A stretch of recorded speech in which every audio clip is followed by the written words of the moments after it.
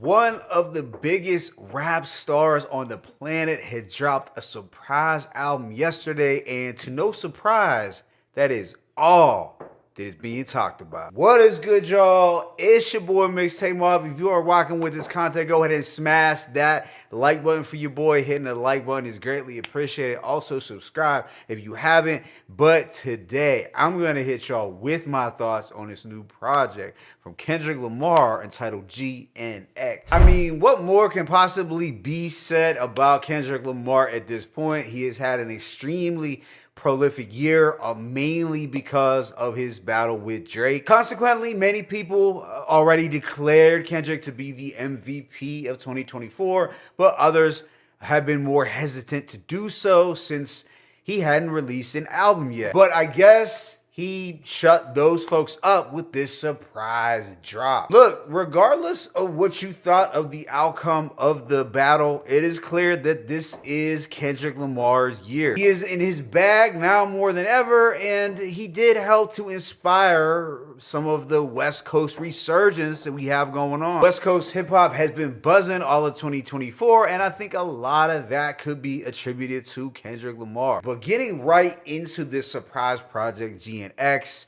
Kendrick fans knew that an album was likely coming soon, but they did not know that it was going to be this surprise release. What we have were multiple producers on every track, but primarily Soundwave assists with the bulk of the instrumentals. It contains 12 songs lasting approximately 44 minutes, but with that being said, let me go ahead and just hit y'all with that track-by-track breakdown. The opener, Whacked Out Murals, is an immediate standout. It is here where Kendrick appears his angriest. It is also where direct shots are taken, as well as some subliminals, and all of this is done over a suspenseful beat that builds. It contains 3 verses of Kendrick just going in, reminding everyone that he is still very much with that smoke. He takes another shot at Drake with "It used to be F that dude, but now it's plural, F everybody, that's on my body, my blick first, then God got me." Also,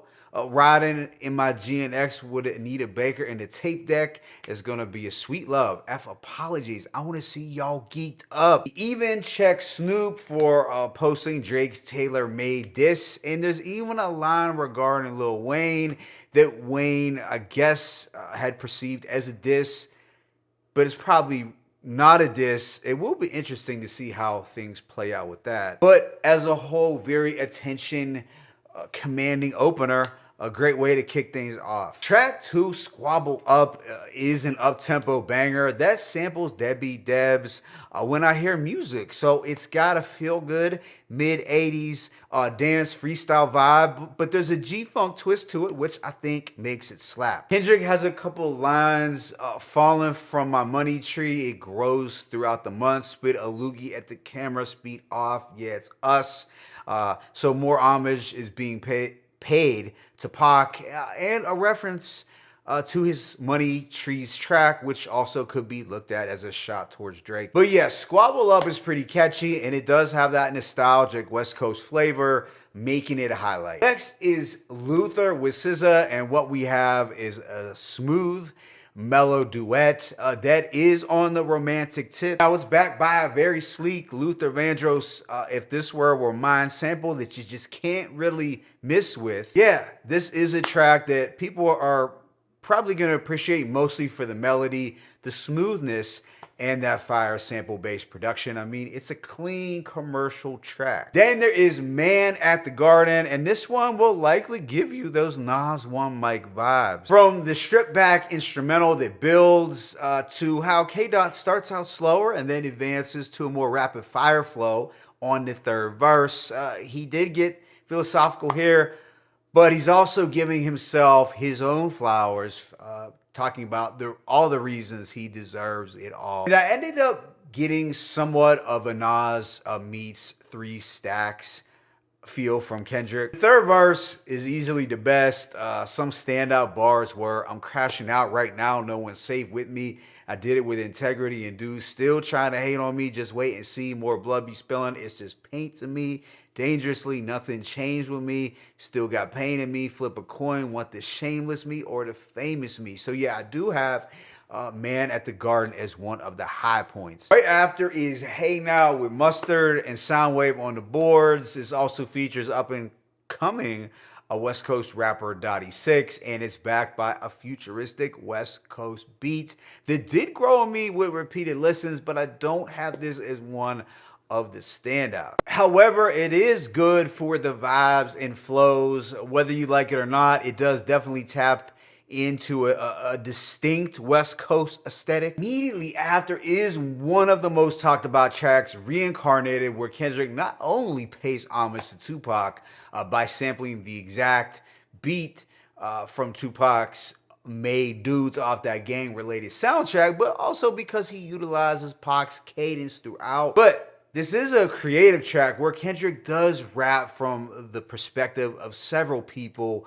reincarnated. One seems to be John Lee Hooker. The second is a black female singer from the Chitlin circuit who battled addiction. He also raps from the perspective of himself. And then there appears to be a conversation between God and the devil. Now, not to take anything away from what Kendrick did on his track, but he is not the first person to rap from the perspective of other people, nor is he the first person to rap about a conversation between God and the devil. So if you are a younger person who thinks this is the greatest track of all time and that something like this has never quite been done before, well, I would have to inform you that that's just not true. That being said, I do like this song a lot, and I think the Tupac sample, given that it was more obscure, made me like it just a little more. Next is TV Off, a two-part Mustard banger with a catchy viral hook. The violin and the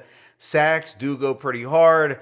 Overall, it is a high-energy slapper that's likely gonna be a big hit. I mean, it will likely be played into the ground, though. K-Dot does show off more of his ruthless side with lines like, "Bitch, I cut my granny off if she don't see how I see it." Following this is Dodger Blue with Sam Du, Inc. and Roddy Ricch. Now, this has a slicker, new age G-Funk sound, and it's a tribute to all things Los Angeles. This record is also very melodic, very polished. I wouldn't consider it a favorite for me personally, but it's a cool track that is technically well produced. Then there is Peekaboo featuring AZ Chic and Dottie Six, two newer school LA artists, and I don't view this as one that I will return to. It starts out with a fire soul sample that I wish would have continued, but it did evolve into a pretty formulaic, bouncy beat. Sure, the energy is there, and it does feel distinctly Los Angeles. But that being said, I don't think I would revisit it. Afterwards, though, is the gem, The Heart Part 6. Definitely one of the standout, which samples SWV's Use Your Head. Now, of course, Drake already had The Heart Part 6, which was not a bad track at all, even though some people weren't impressed by it. But Kendrick had to one-up him here by officially dropping The Heart Part 6, which makes sense. And it ends up being a heartfelt dedication to all black hippie members. It is here where Kendrick also shows his vulnerability as he admits Black Hippie didn't work because of himself and how he wanted some independence and how he just wanted to evolve creatively with new concepts. So yeah, The Heart Part 6 is one of the best songs, no doubt. The second and last song, GNX, is a posse cut with some newer LAMCs like Payson, Hitter J3, and Young Threat. It has this really off-kilter West Coast beat that immediately sets a certain mood that is distinctly Southern Cali. The feature performances from these newer artists was not bad at all, but I still don't really enjoy this track sonically as much as some of the others. And this project wraps up with Gloria, where we get another Spanish vocal sample, some vocals from SZA, and just this softer strumming beat that's laid back. Kendrick is doing some storytelling. Now, one might think that this is purely a relationship record, but it is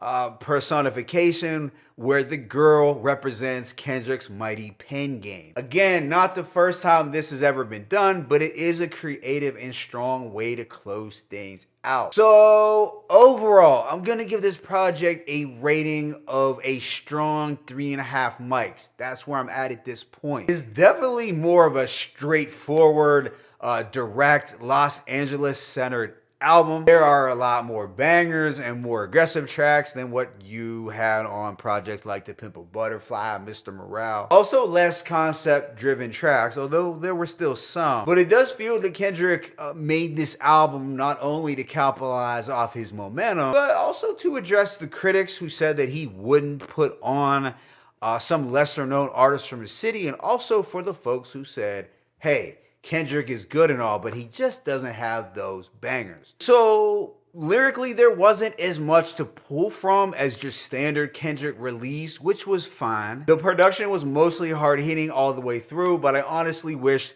there would have been a little more soul sample presence or perhaps some more G-Funk. But it's a solid tape, not an album of the year for me, but its release that does show Kendrick at his most confident, having a lot of fun with it and just putting on for his city in a big way. My favorite tracks include Whacked Out Murals, Squabble Up, Reincarnated, Heart Part 6, and Gloria. But let me know your thoughts in the comment section. It's your boy Mixtape Moth. I am sounding out, but as always, it's peace and blessings. Kendrick Lamar, GNX 1.